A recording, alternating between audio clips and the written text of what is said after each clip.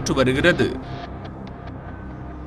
சென்னை திருவான்மியூர் ரயில் நிலையத்தில் நடந்த கொள்ளை சம்பவத்தின் சிசிடிவி காட்சிகள் வெளியாகி இருக்கிறது. கைதான தம்பதி மீது எடுக்கப்பட்ட நடவடிக்கை என்ன?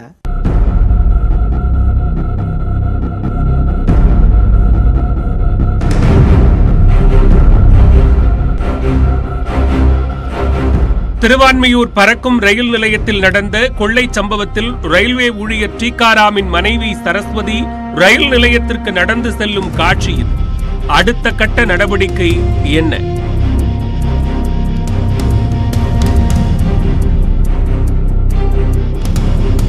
ஊரப்பாக்கத்தைச் சேர்ந்த டீகாராம் திருவான்மியூர் பறக்கும் ரயில் நிலையத்தில் டிக்கெட் கவுண்டரில் பணியாற்றி வந்தார்.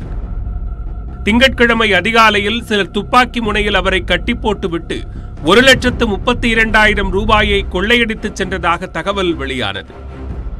ரயில்வே போலீசார் சென்று அவரை மீட்டு விசாரித்ததில் அவரும் அவரது மனைவியும் சேர்ந்து கொள்ளை நாடகம் நடத்தியது அம்பலமானது.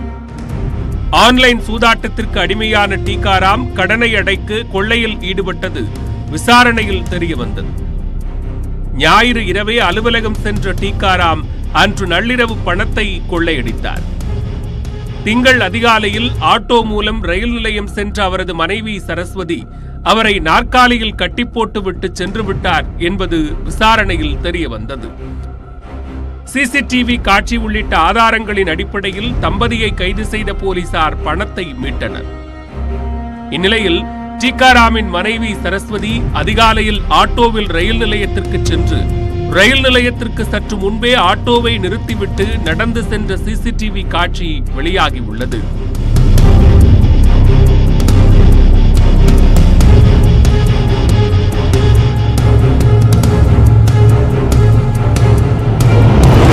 இந்த வழக்கை சிறப்பாக புலனாய்வு செய்த ரயில்வே போலீசாரை டிஜிபி சைலேந்திரபாபு நேரில் அழைத்து பாராட்டி வெகுமதி வழங்கினார். கைது செய்யப்பட்ட தம்பதியை போலீசார் சைதாப்பேட்டை நீதிமன்றத்தில் ஆஜர்படுத்தினர். ஜனவரி 22ஆம் தேதி வரை நீதிமன்ற காவலில் வைக்க சைதாப்பேட்டை நீதிமன்றம் உத்தரவிட்டுள்ளது. கர்நாடக மாநிலம் பெங்களூருவில் காரில் சென்று கொண்டிருந்த ரியல் எஸ்டேட்